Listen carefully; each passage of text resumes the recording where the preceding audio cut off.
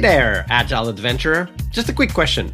What if, for the price of a fancy coffee or half a pizza, you could unlock over 700 hours of the best Agile content on the planet? That's audio, video, e-courses, books, presentations, all that you can think of. But you can also join live calls with world-class practitioners and hang out in a flame war-free and AI slop-clean Slack with the sharpest minds in the game. Oh, and yes, you get direct access to me, Vasco, your Scrum Master Toolbox podcast. No, this is not a drill. It's the Scrum Master Toolbox membership. And it's your unfair advantage in the Agile world. So if you want to know more, go check out scrummastertoolbox.org/membership. That's scrummastertoolbox.org/membership. And check out all the goodies we have for you. Do it now. But if you're not doing it now, let's listen to the podcast. Hello, everybody. Welcome to our Success Thursday. This week we have with us Irene Castagnotto. Hey, Irene, welcome back. Hello. So success is the topic of our conversation today. But before we dive into success for Scrum Masters, do share with us, Irene, what's your favorite Agile retrospective format and why? Well, it's very funny because I create every time a different format using meme. So my team is very young. Both of them actually are very young. So we play a lot with that. And because I feel that sometimes the emotional side can be a little bit tough, I always love to put memes inside the retrospective to make them feel fun, to make them feel a little bit a funny moment in the beginning, and then like they relax and then they are ready to get into the emotion. But this is just the aesthetical part of you. Speaking about the question that I like to do, it's one of the format that I like the most is the good bad risk. So what was good in the sprint, what was bad in the sprint, and what risk are you going to face? And this is because a lot of time we cannot see every risk that is coming, but they actually see a lot of them. And maybe we don't realize as a Scrum Master because maybe we don't touch the code. So maybe the risk is from a technical side. And that's why I love this part, because in the end, sometimes the problems are connected to the risks. And sometimes when we read the risks, then we can maybe be doing some analysis or meetings or speaking with people or negotiate with the stakeholder to understand how to deal with them. And the work goes so smooth when you speak about the risk before the sprint starts. That's very good. So this is why this is my favorite format. Yeah, and it's actually a great way to introduce the concept of risks, right? Because very often risks are not discussed explicitly. Because, I mean, if you think about Scrum, for example, of course, we want to tackle the highest risk first, and that's all there. But when you're working every day, right? Like first you have the refinement, and you typically only talk about scope details. Then you have the planning, and there you might be assigning work to people and asking and answering a few questions. Then we have the daily meeting where we talk about what's going on. And unfortunately, many teams don't actually discover or talk about risks in the daily meeting either. And then you have the review, which is too late to talk about risks anyway, right? So when you think about it, if we structure the retrospective around risks, we also start to create that language that helps the team members to speak about risk all the time. In fact, a trick that I often use is to bring the language of risk to every single meeting, right? Like I will ask questions such as, why might that go wrong? What do we absolutely must have before we can complete that work? What are the dependencies, right? All of that is risk language. Yeah, also because sometimes one person of the team don't see the risk and the other, yes. So when you bring up the risk, maybe the other person say, oh, yes, you're right, and start a discussion that actually lead to maybe a solution as well. But if we didn't bring up that kind of conversation, they wouldn't think about it, and they would find themselves in the middle of the sprint looking at the problem and saying, oh, now what we have to do. So it's very powerful to make them being also okay with the risk coming by. Because sometimes you don't want to speak about risk because it's a problem that it's not here yet. So you don't see the reason why to do that. Don't jinx it, right? Yeah. Yeah. But then when you understand that speaking about the risk before could really help you not having a problem, they are very happy to speak about risks. Absolutely.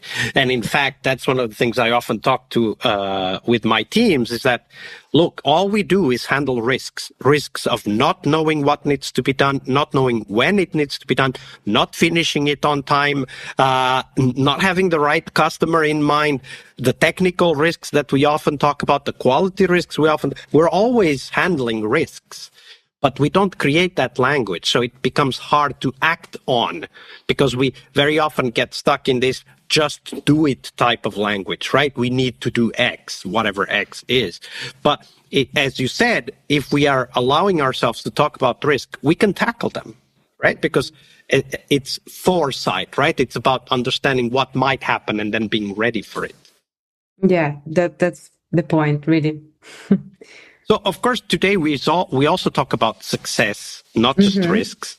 And we want to explore what success means for you in your role as a Scrum Master. So what is it? What do you look at? What drives your understanding of success for yourself in this role? Well, let's start from the risks then. So one of the things that I look at the most is that the team don't face unexpected issues while developing. So during the sprint, that's something that when I started with the team, they deal with weekly. So it was very hard to deal with. It was very hard to finish a sprint with everything that was fine, not doing over hours because of this kind of issues.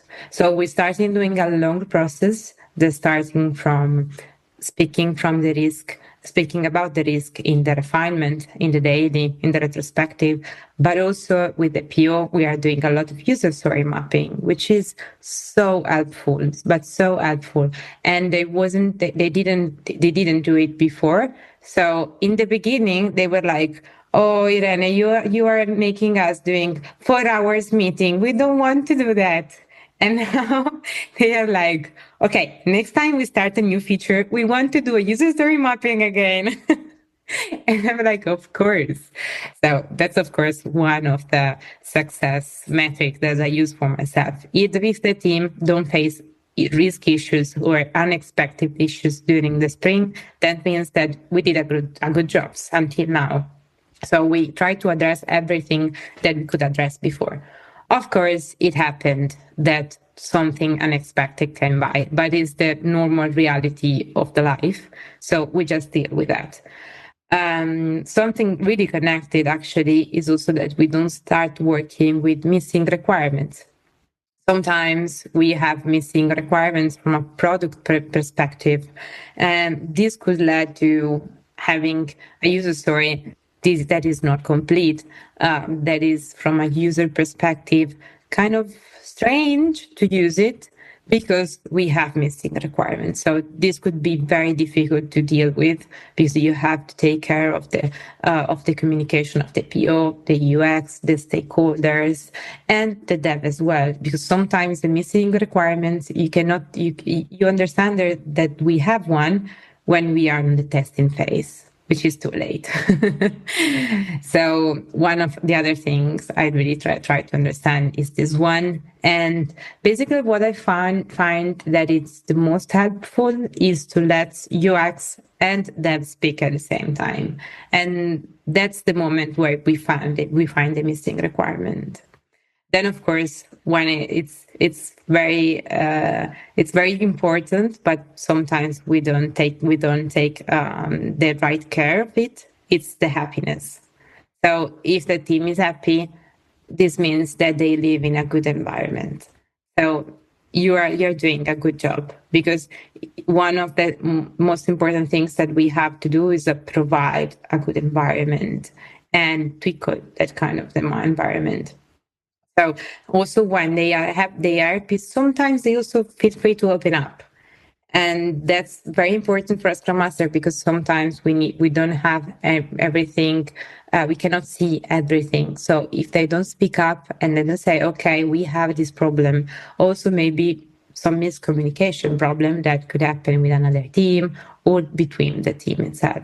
If the team come to you and say, okay, I'm having this problem in communicating, or I'm having this problem with the infrastructure, you know that they trust you. And this is something really important on a team, not just on a Scrum Master point of view, a PO, a dev. If the team trusts himself, can go and can understand how to deal with everything that comes by. If not, it's very hard to deal with. So the trust is very important. And of course, positive feedback. And one of the things that I really like to use as my success metric, that when I came in the new company, but actually it happens a lot of times, people say to me, well, Scrum Master is not useful. So when the teams after a few months look at me and say, okay, please don't go away because we need you, that's when you understood that you are doing a good job. Yeah, absolutely. And that's definitely a great sign that you're doing a great job. One of the things that you described that I really want to emphasize on, we've talked about it already, but it's this idea that as Scrum Masters, we need to help the team and their management create the right type of environment. So what they need to succeed, because very often we think of teams as, just do the work, right? Like no matter the environment, you just do the work and don't complain about it. But once we understand that actually the output that the team is able to produce is a consequence of their environment, right? If there's a bad environment with lots of conflict, unhandled dependencies, unclear requirements, whatever there is, the team will not be able to deliver much. Right. But working on this environment, right, knowing what to do, why to do it, having the right people on the team with the right skills, like all of that is the Scrum Master's responsibility. Of course, it's not only the Scrum Master, it's also management's responsibility. Yeah. But we need to accept that responsibility and work with management where necessary in order to get that environment there. I very often refer to Deming here on the podcast, and one of the things that he says is a bad system will beat down a good person every time. So if we can't create a good environment, it's unlikely that the team will succeed. It's still possible that they don't succeed with a good environment. That's still a possibility, but it starts with the good environment, right? Yeah, and one book that I would like to suggest, speaking about good environment and creating good environment, is How to Make Good Things Happen by Marian Rojas Estape. I hope I pronunciate it good. And it's a book that is neuroscience and emotional health. But so it's not connected from a management point of view, but actually I think it's very useful because it speaks about how to create your life in a way that positive things happen, and you have to be the positive things in your life. And it's the same time, and it's the same thing in a team. If you want a team that is good, positive, and is working good, you have to be like that. You have to create, as a company, you have to be like that. And it's all about environment. So it's very nice, like how the positive thinking, but also the positive behavior that you can bring up changes everything. And it's something that I say a lot of time to the people I work with. And I think it's a good point that we should stop and think about it. And it's also something that is very common now in the social media to listen to. The positive environment, the emotional health, something that we also speak about a lot about these topics, but sometimes we have to understand how to apply to ourselves this kind of behavior and approach. Yeah, absolutely. That's a very good point. And thank you for the reference. We'll put the link in the show notes, how to make good things happen. The book link will be there for you to check it out. Thank you for sharing the story, Irene. Thank you. Have a good day. All right. I hope you liked this episode. But before you hit next episode, here's the deal. This podcast is powered by people like you, the members who wanted more than just inspiration. They wanted real tools and real connection to people who are practicing Agile every day. We're talking access to over 700 hours of Agile Gold, CTO level strategy talks, summit keynotes, live workshops, e-courses, deep dive interviews, books, and if you're into no estimates, we got the pioneers of no estimates in those deep dive interviews as well. Agile business intelligence, creating product visions, coaching your product owner courses, you name it. You'll get invites to monthly live Q&As with Agile pioneers and practitioners, plus a private Slack community, which is free of all of that AI slop you see everywhere, and of course, without the flame wars. It's a community of practitioners that want to learn and thrive together. It's the best place to connect with community and learn together. So if this podcast has helped you before, imagine what you will get from this podcast membership. So head on over to scrummastertoolbox.org/membership and join the community that's shaping the future of Agile. And we have so much for you.